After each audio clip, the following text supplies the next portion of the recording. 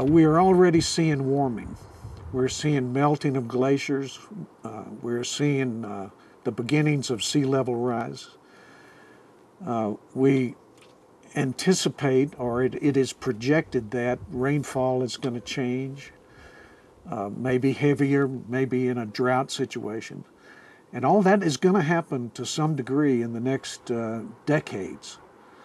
And so no matter where this debate goes on the science and the environment, we think that from a national security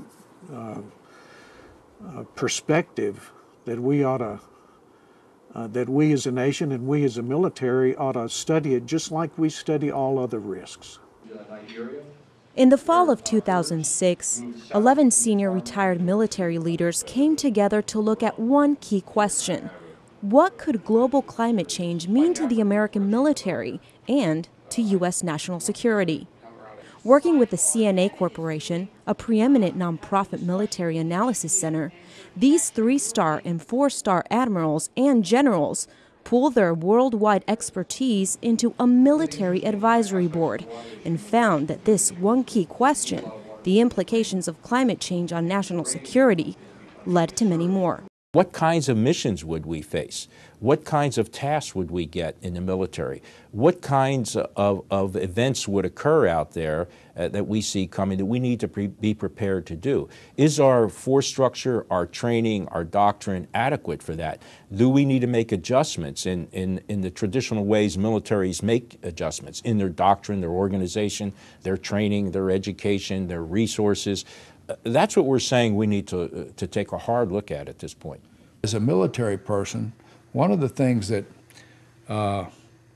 plagues our minds for planning is the intensity of storms.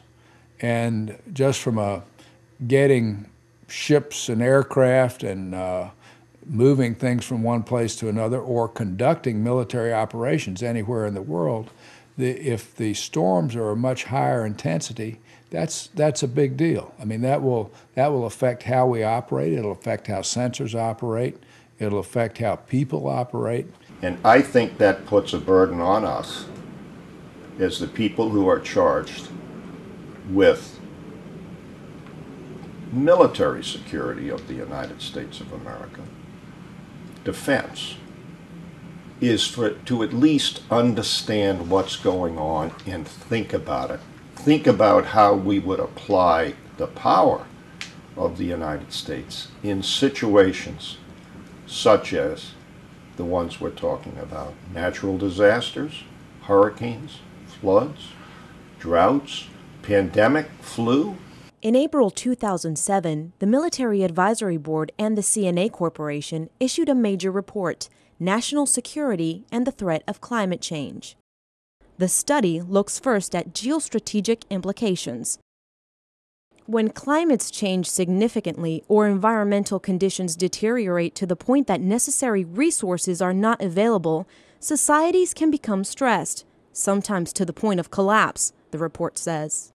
As one admiral noted, climate change will provide the conditions that will extend the war on terror, more poverty, more forced migrations, higher unemployment. Those conditions are ripe for extremists and terrorists. The 11 admirals and generals on the Military Advisory Board, who commanded U.S. forces across the globe, added their voices of experience on regional impacts of climate change and our armed forces in Africa, Asia, Europe, the Middle East, and in the Western Hemisphere. The leaders presented their report at a Washington news conference. Just to get those on the record, we have 4 findings. First and foremost, most importantly, projected climate change poses a serious threat to America's national security. Second, climate change acts as a threat multiplier for instability in some of the most volatile regions of the world. Third, projected climate change will add to tensions even in stable regions of the world. And fourth, climate change, national security, and energy dependence are a related set of global challenges.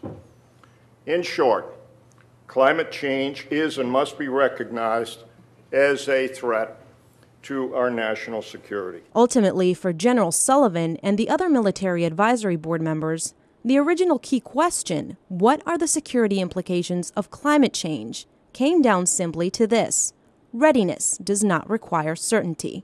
We never have 100% certainty, said General Sullivan. We never have it.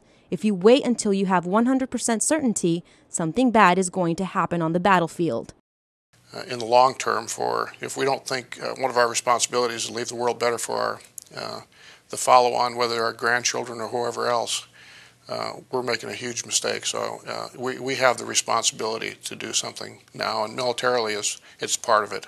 I certainly will never forget, ever, looking out the window at the Earth.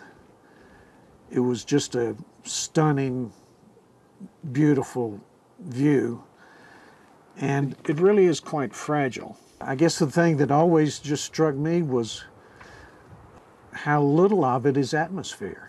Just a few molecules that allow us to breathe and protect us from solar radiation, and anything that humans do to that, whether it's ozone depletion or putting pollutants into the atmosphere, is going to be very important to us in the very long term. There may be some debate as to degree and effect, but the point is, if you just write off the science, if you don't accept what seems to me to be the majority view, then you're saying you're going to roll the dice and take the chance.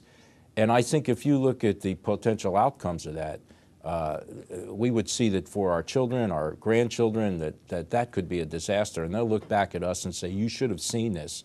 You should have taken the prudent course of action to prepare for this. You should have taken the actions to lessen the impact.